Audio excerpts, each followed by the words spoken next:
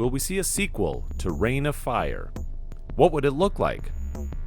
20 years after dragons nearly wiped out humanity, a shocking development has emerged. Christian Bale, the star of the cult classic Reign of Fire, has finally addressed the possibility of a sequel. But here's what makes this truly explosive.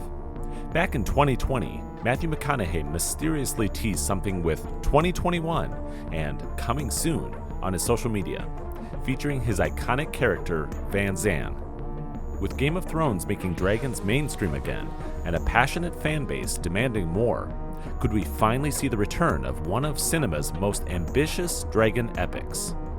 Let's get into why this post-apocalyptic dragon thriller might be ready for resurrection. Back in 2002, Reign of Fire hit theaters with a premise that seemed impossible to mess up. Christian Bale and Matthew McConaughey fighting dragons in a post-apocalyptic world.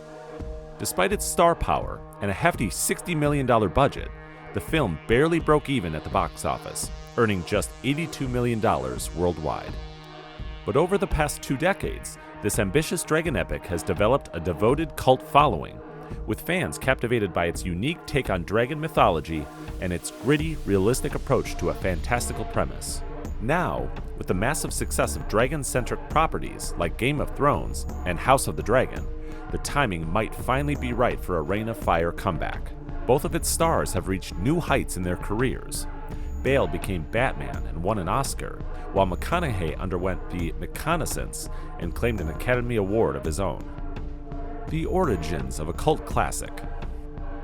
What many people don't know is that Reign of Fire's journey began long before dragons dominated premium television. The original screenplay, titled When Heroes Go Down, was written by Greg Chabot and Kevin Peterka in the mid-1990s and was inspired by something unexpected: stories of the English surviving the London Blitz during World War II.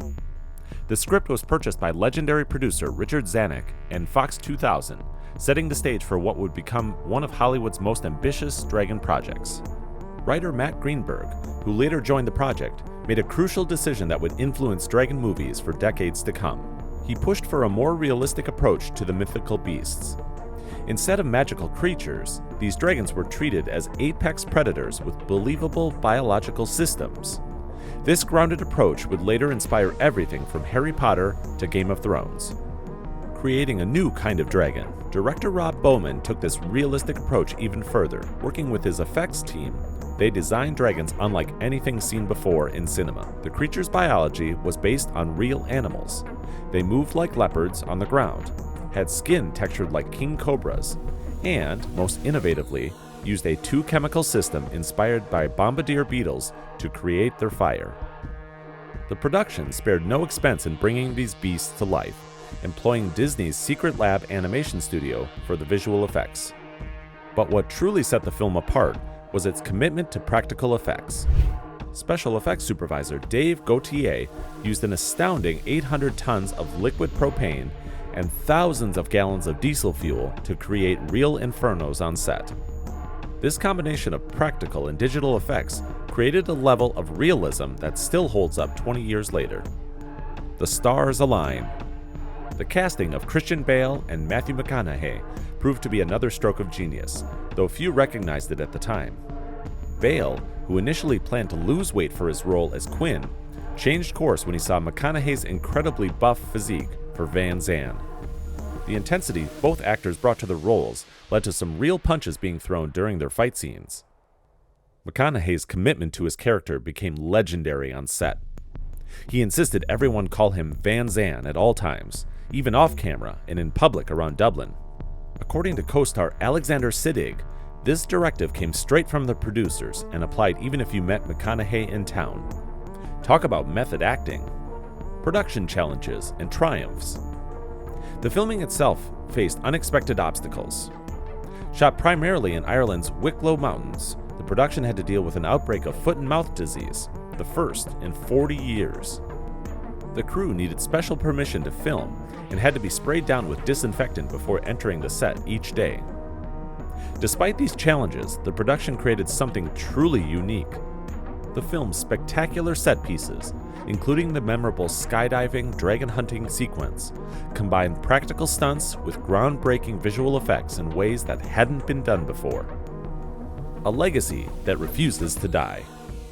While Reign of Fire may have stumbled at the box office, its influence on dragon-centric entertainment can't be denied.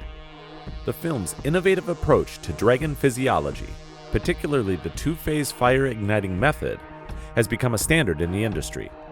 Game of Thrones, the Harry Potter films, and even Gods of Egypt all adopted similar techniques for their fire-breathing creatures. As Rob Bowman told Vice in 2017, quote, "It's okay, it's a compliment."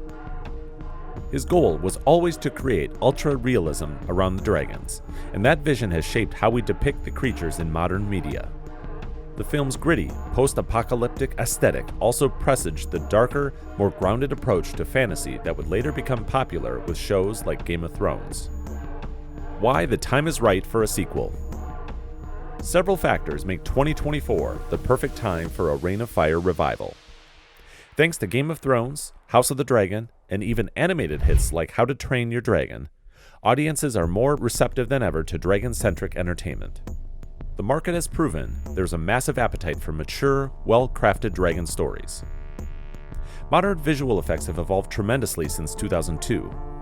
What was groundbreaking then could be even more spectacular now, especially with the advent of advanced CGI and real-time rendering technologies used in shows like The Mandalorian.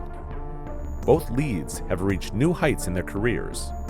Christian Bale has become one of Hollywood's most respected actors, while Matthew McConaughey's dramatic renaissance has earned him critical acclaim. The return to these roles would generate enormous interest.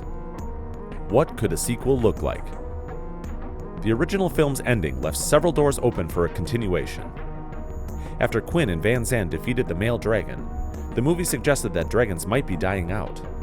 However, as the original creatures emerge from deep within the earth, there's nothing preventing more dragons from awakening. Recent comments from Christian Bale have been intriguing. When asked about a potential sequel during a Pale Blue Eye interview, he playfully responded, quote, "Consider it done." While clearly meant in jest, it shows he's not opposed to the idea. More significantly, Matthew McConaughey's cryptic social media post featuring Van Zandt with 2021 and coming soon has sparked speculation about potential development. Potential plot directions. A sequel could explore several compelling storylines. Like the original film's ending positioned Scott Mauder's character, Quinn's ward, as a potential future leader. As Bale himself noted in 2002, quote, "I told Scott Mauder that he's well positioned to take the sequel from me because of the way the movie ends." While the first film focused on England, a sequel could expand to show how different parts of the world dealt with the dragon apocalypse. The mention of French survivors in the original film's ending could be a starting point. The sequel could delve deeper into how dragons survived underground for millennia and what triggered their awakening. This could tie into current environmental themes and add depth to the mythology. Challenges and opportunities. While fan interest is high, several hurdles would need to be overcome for a Reign of Fire sequel to become a reality.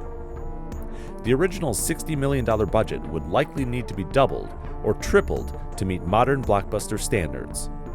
The extensive visual effects and practical stunts that made the original unique would need to be even more expensive today.